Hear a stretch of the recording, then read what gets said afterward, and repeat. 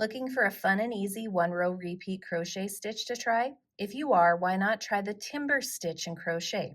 It works up really easily and adds a beautiful textured detail to your crochet work. If you're ready to learn, I'm Rachel from Hope Corner Farm, and let's grab a hook and some yarn and we'll get crocheting.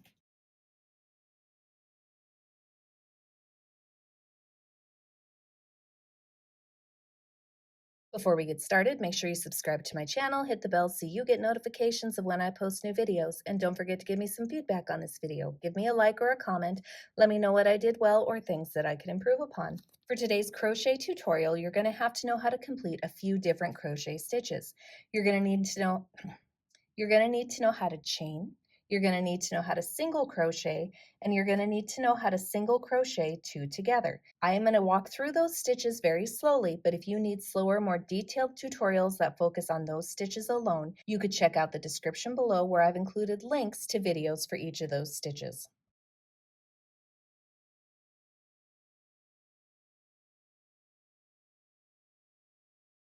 For today's crochet tutorial, I'm going to use the size J 6.0 millimeter crochet hook as well as some size 4 medium weight yarn in this teal color. Use whatever works best for you. I'm also going to need a pair of scissors and a yarn needle. Today's crochet tutorial is written using US crochet terms.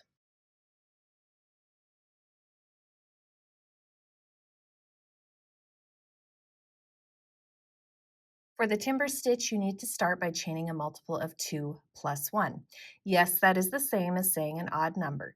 The reason why it's written as 2 plus 1 is because each repeat of the timber stitch itself takes 2 stitches. And then you need 1 extra stitch because we end the row with a singular single crochet stitch. So that's why it's written as 2 plus 1, but begin by chaining an odd number. I am going to start by chaining 15.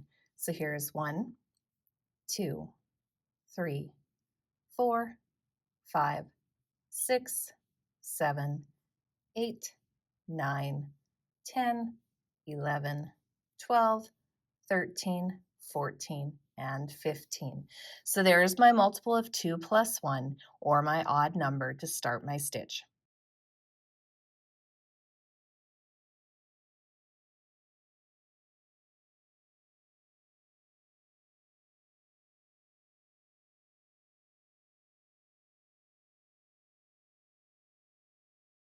For row 1, we begin by working into the third chain from the crochet hook, so 1, 2, and 3.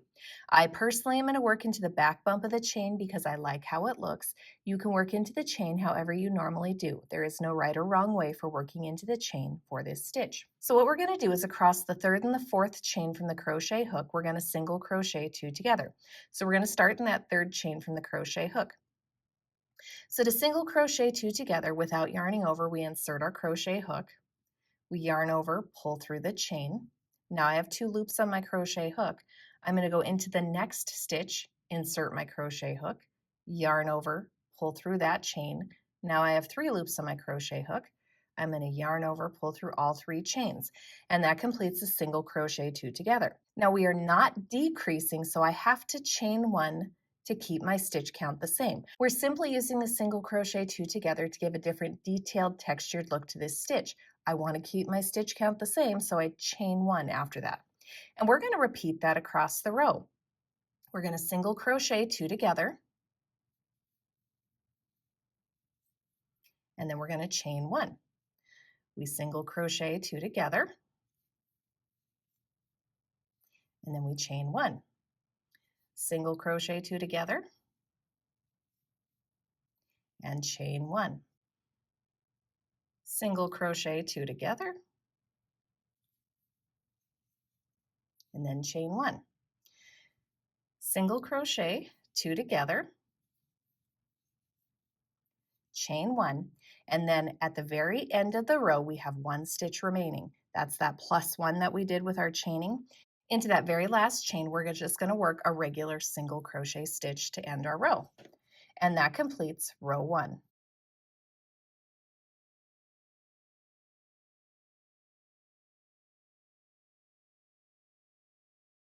For row 2, we start by chaining 1 and then turning our work.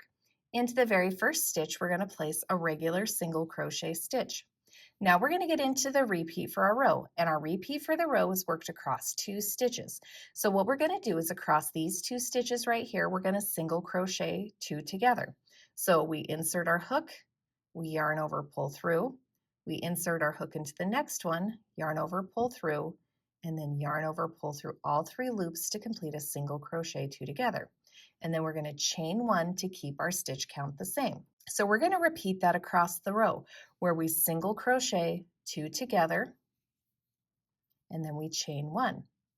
And then again, single crochet 2 together, and then chain 1. It really gets to be that easy because it's such an easy repeat across the row. So again, single crochet 2 together, and chain 1. And we're going to single crochet 2 together, and then chain 1. Now the hardest part of this row is our very last stitch of the row needs to be worked into these skipped chains from row 1. So into the top of the skipped chains from row 1, we're going to work a regular single crochet stitch, and that completes row 2.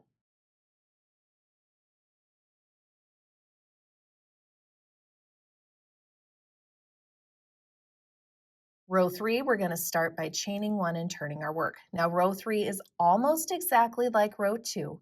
The difference comes in where we work that last stitch, so I do consider it just a little bit different because that last stitch is worked in a slightly different space.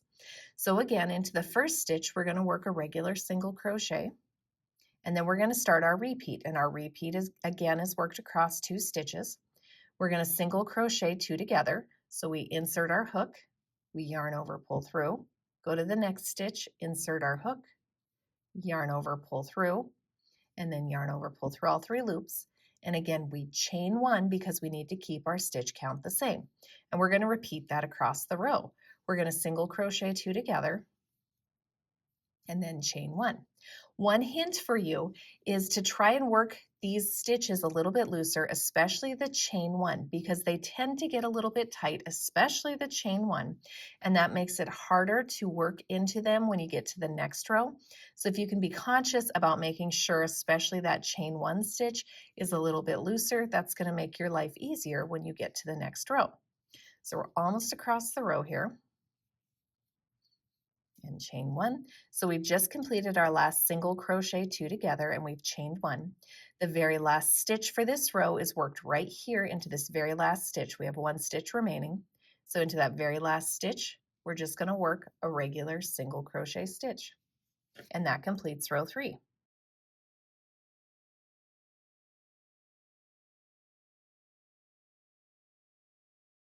For the remainder of your project using the timber stitch, you're going to simply keep repeating row 3. This is now a 1-row repeat crochet stitch.